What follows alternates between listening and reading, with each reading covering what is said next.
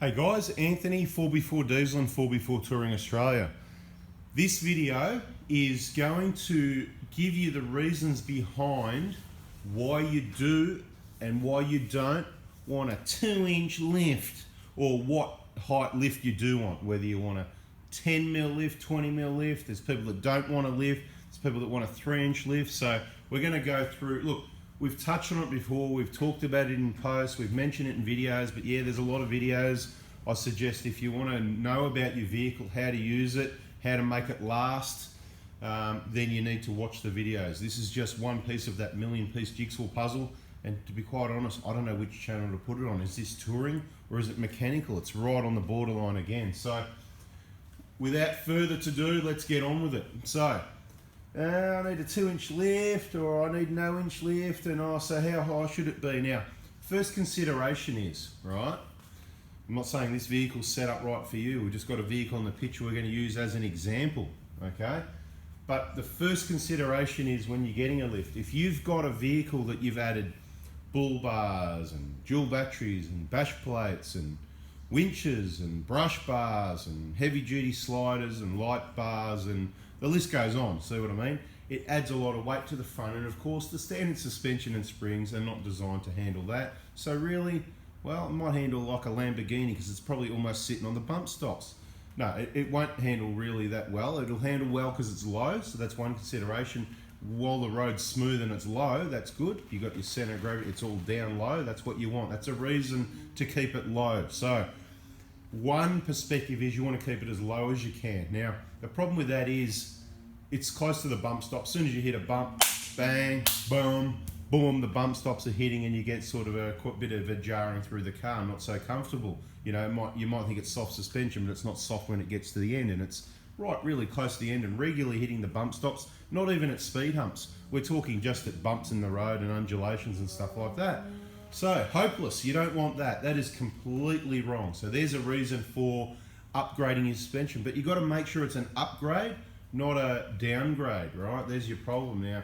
If you do the wrong setup for you, and everybody's got a different purpose, that's the thing. So some people are touring, some people aren't going off-road, they're just traveling dirt tracks. Some people are doing all the hardest technical four-wheel drive tracks, and they think that means they need the biggest lift possible. Now, there's going to be a few interesting pointers in this video if I don't forget, because yes, there's no real format, I make it up as I go, but stick around for about 10 minutes and we'll see where we get to. Now, so if you've got an old GQ Patrol with live axles and whatever, you know, that's the sort of vehicle setup that you want. If you want to go and do hard track, and I'm going to say the GQ is probably one of the most well-balanced four-wheel drives I've ever seen. Low, wide, give it a slight lift, put some lockers, and they just go just about anywhere, right? With the right suspension setup, heaps of flex, you know, it's a four-wheel drive with the diff locks, go anywhere. Now, the problem we've got these days is, and it's sort of a problem, the independent suspension is limited in its travel. So better handling and comfort and stuff like that. There's a lot of advantages, but the disadvantage is you're limited in the travel because it's, you know, it's exactly that. It's got a short control arm instead of the whole axle of the vehicle being able to move. So for example, here in the Prado, in most cases, we're talking Prado, so let's use the Prado for an example, and any other vehicle that's got coils at the front, or it's coils all around, sorry, live axle in the rear or solid axle, right? It's a one-piece axle, heaps of flex, and independent in the front. Now, some of the first things I like to point out is, at the front, as I said, your travel's limited. So, the higher you go, the less down travel you've got.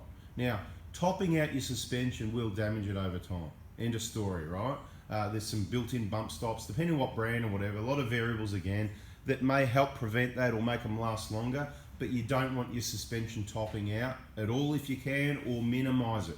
So minimize how often it happens and how hard it hits. And the way to do that is, so you can put longer travel shockers in there, but once you do that, then you increase the angles of the CVs too much, and that becomes risky to being unreliable. And then you go, oh, but I'll put a diff drop kit, more crap you don't need. Then you need a different bash plate because your whole diff has got lowered down again, and you're back to not having the clearance again anyway. So that was a waste of time, wasn't it? So this is why you've got to think before you do. So what we do with a Prado, or even the front of a Hilux, or a Triton, or a Navara, or anything with independent at the front, you want to have minimal lift, okay?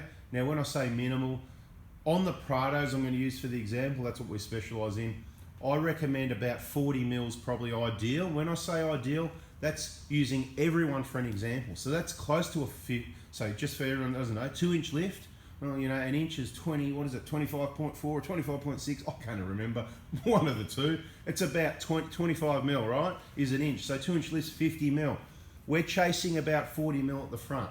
So for example, a new Prado, you know, they vary a little bit, but ballpark and most common ones I've measured when they're new or close to new or, you know, whatever, you know, not very old, still stock standard, on proper flat concrete. When you do your measurements, you got to make sure you're on proper flat ground or you're wasting your time.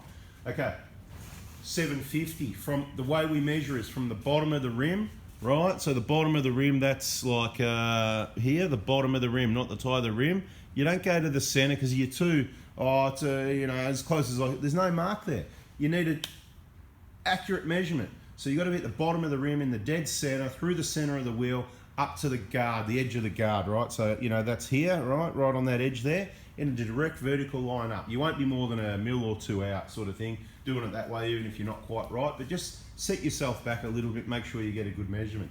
790, right? That's on a 120 or a 150 or whatever. They vary a bit with the flares, but thereabouts, right? 750, I should say, is the factory where they come out, right? That's what they come out at. We're aiming for about 790. Now, if it ends up at 780, good, I don't care.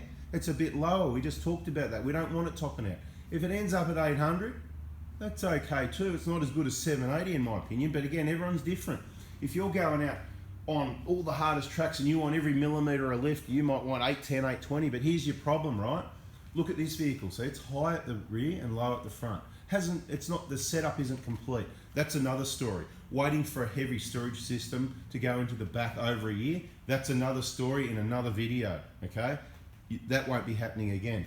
But the point is, what's the hard part on the tracks? It's usually going up a hill, yeah? It's usually going up a hill. So what happens when you're going up a hill? All the weight transfers to the back of the vehicle, right? So at the front, the vehicle stretches its legs, okay? The struts extend, all the weight's coming off it, right? And that's where it's more likely when you're going up that hill and it's stretching its legs and they're topping out a lot, that you're going to maybe do some damage, or that's what's going to be happening. You don't need a lot of lift. You're not going to scrape your bash plate going up a hill.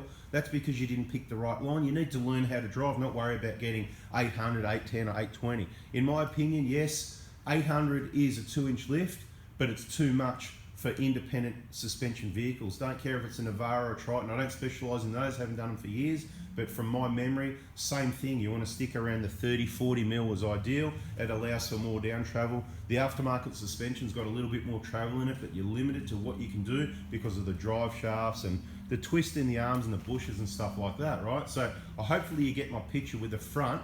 Now, if you're touring, hey, you can go 10 mil lift, 20 mil lift. The Prados are a bit low as they come out standard. They are a bit low. So you want to get it up a little bit. The front of this one, that's not up much. And you know what? The bash plate doesn't touch anything. It's been touring, it's been out on the track. So it's been a good test that when you go, oh, I know I haven't got a lot of clearance, I'll pick the right line. And the other consideration, like I already said, we're going up the hill. So that decreases your rear lift when you're going up a hill because the weight of the back of the vehicle comes down and the front goes up because the weight's come off it, get it, right?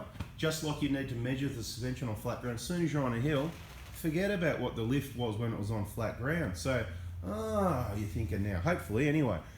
The problem you got is when you're coming down a hill. Now, coming down a hill, you don't get stuck usually, so you don't need your lift for coming down a hill. That's where your K-on bash plate comes in, see? That's why somebody invented underbody protection. The most common place it's going to scrape is under the front between your wheels on an IFS vehicle, which is why you have a quality 4mm plate, nothing else. Ask K-on if they haven't got one for your car. Everybody ask them and they will design and make one because they make the best gear. This is not an ad about K-on, it's just the facts of the information. Okay, so that covers your front. We've got that pretty well sorted. Now at the rear, what's the story at the rear? Now, the second and third most common things on a Prado that can scrape is the fuel tank, mainly the front fuel tank, which is sort of, you know, at this side and underneath about there. There's one at the back here as well. You know, you can knock it around, but usually it doesn't get hit. It's this front, at the middle, at the ramp over point. It's where people put things under the vehicle, so you want to take care of that. One of the best ways you can take care of that is by having a decent 50mm lift at the rear, and we like 50mm lift. Why? because it gets those fuel tanks and the rest of the vehicle up off the ground. The only thing it's going to hit then is that bash plate at the front here that goes between the front wheels. Who cares, right? It doesn't matter. Okay. And as I said, when you go up the hill, the back's going to compress a little bit anyway. The fronts are going to stretch its legs. I hope I've got a good picture for you. I'm just about done. What else did I want to say? Now, there's no problem with going higher in the rear because they've got a lot more travel. The only place they may top out is, again, when you're going down that hill. If you go for too much lift or you haven't got enough weight in the back. So the most common spring in the Dobinsons we use is that medium spring. But again, it is made for a load, not a massive load, in my opinion, 1 to 150. So fill it up with fuel, put some gear in the back, some tools or whatever, or a drawer or whatever, or your roof rack or whatever, and it'll sit nice. It'll sit higher at the rear than this, and it's ideal. Why? Because it springs, and as soon as you load up the vehicle, because what happens, look, people get in at the front here, that spreads the load front and rear. People at the back, spreads the load front and rear, but believe it or not, most of it to the rear. And then everything in the back area is on the back axle, and once it's back here, it's doing a cantilever effect again, pushing the back down. It'll even bring the front up a little bit. That's why the vehicles come out from factory with about a 30 mil rake. They're about 30 mil higher at the back than the front. It's waiting for a load, okay? So that's the setup you want, minimum 30 mil. Personally, I like more. That's why this is set up like this at the moment. Once we get our load in there, it's going to go like that, and then we can adjust the height of the fronts if we need to. But at this stage, I'm not sure that it's going to happen. And if so, it might be 5, 10 or 15 mil tops. We'll just need to see where it sits when it's set up for touring, because when you're going away on a big touring trip, really, load it up, that's going to be down. Last thing you want is the front ending up higher than the rear. It just looks completely stupid, and it doesn't handle that well either. And it's all about weight management and loading as well. So it's not just about the height, it can look right, but if you've got too much weight going on here, then yeah, it's going to be a bit loose and floaty in the front steering, not good either, okay? That's another video. So, it's another video, so make sure you subscribe and whatever so that you get the next important video. This is important, genuine information to help you out make the right decisions. Now, one variation to this suspension thing is if you've got something like a kakadu, because it's got airbags in the rear. For those people that don't know, in the back here, coil springs at the front, coil springs here. On a kakadu, coil springs at the front, and at the back, airbag. The vehicle rides on air. It's got sensors, so what happens is you can set it up even if you wanted to level. I'm not saying to do that. It doesn't matter, because as soon as you put the load in the back or put the trailer on, it adds air because the sensor said it went down and it holds it to that level, right? So you don't need to have that 30 mil rake. So if you don't like the look of it sitting, because some people don't like this, well, bad luck, because that's a good vehicle setup. You don't want too much, not as much as this one, but it's a good setup. With the kakadu, you want to keep it about maybe 10-15 difference if you do it the way we do, where you change the fronts and then tweak the rear, whatever, and then you can still use the high button. Or if you end up quite high at the front, the other way to do it is you just tweak the rear up and you don't use the high button. But that's another story, another video, guys. I hope that helps you understand why my ideal 790 at the front, that's 40 mil lift. Give or take 10, I don't care. I'd rather be lower than higher for me personally. But everyone's individual. What you want is up to you. So if you contact me about suspension, please make sure you've watched all the other suspension videos pinned at the top of Oz Prado Crew, or you can search our YouTube channel, suspension, watch all the videos, because incomplete inquiries doesn't help me out. You need to understand all these things to be able to make the right decisions. Monotubes, twin tubes, which spring and why and all that, depends where you're using the vehicle. I think I'm about done unless I forgot something. At the rear, okay, so ideal measurement at the rear. Factory will be about, from the bottom of that rim to there is going to be around about 780, I'll say, okay? They vary a little bit, it's about 780. So a 2-inch lift technically is 830, right? 830, bang, nice 2-inch lift there. Now, remember, a spring's a spring. You add weight, it goes down, you take away weight, it goes up. So it all comes down to what spring you select and how much weight you've got in there. With say a 327, the medium spring, without too much weight, you can have minimum 830 up to 840, 850, depending on your fuel and what stuff you've got in the back and things like that. And it all varies as well, how height you ended up at the front, because remember, the lower you are there, the higher you are there, even more weight transfers, and it sort of exaggerates, and vice versa, right? If you're high at the front, it'll put more weight to the back and make the back lower. It's really complicated, so leave it to us, but watch the videos. I'm trying to help you understand why we do things and how things and why they are that way. And one thing that did inspire this video is one from yesterday. Obviously hadn't seen enough videos, and even one of our Fourby4 diesel recommended repairers, he was more sort of thinking, you know, chasing the 800 plus up here, and he thought factory was 760. Well, it may be on some cars, but not really. 750, and we're chasing 790. I'd rather 780 over 800, which I've said before. Anyway, guys, I'm out of here. Hopefully you got something out of that and helps you understand and get you thinking about why you maybe shouldn't change your suspension, or only 10, 20, 30 mil, which can be hard to do sometimes, or whether you just go for the closer to 2-inch lift. What we recommend is adding that 30 to 40 mil at the front and about 50 at the rear.